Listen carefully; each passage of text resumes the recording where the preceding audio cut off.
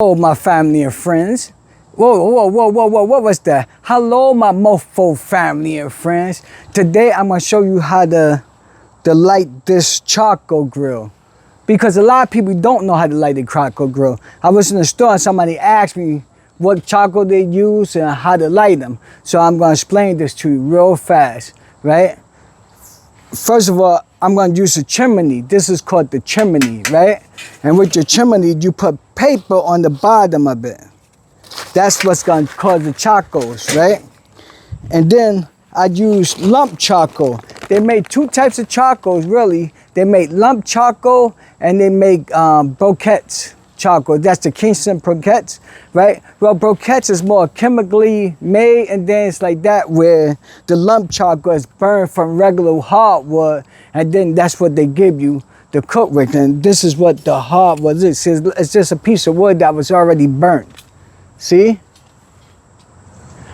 Everybody know what the Kingston charcoal look like, the square briquettes, right? You could use them both, but most people prefer this when they're doing short cooks and things like that, or want natural wood. Some people use the briquettes for longer cooks, right? And who don't care about natural wood, you know? So anyway, you take this and you put it in the chimney like this, right? Let me give you a story. Years ago, don't worry, put it like that, see? And I ripped this paper off to put under my chimney. You can use any paper you want. And if you use some paper towels, what I would do a little oil on them and then put it under there, and that would help it burn slower, okay? But anyway, let me tell you a story. Then you just take this and you just light it like this. See that? Put it in there.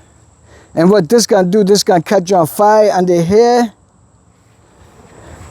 And scientifically, like a chimney, the air gonna go underneath this thing and shoot the fire and the dam that's burned up and up in there. And that's what you call a chimney, right?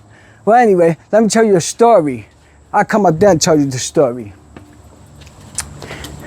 Years ago, when I didn't know what I was doing, I bought the bag, one match. That's the Kingsford stuff that already got the fluid on it, right? Lighter fluid on it, right? So I was cooking and I was on an apartment. I lived in an apartment with a balcony, right? And you know, they had like a cover over the balcony.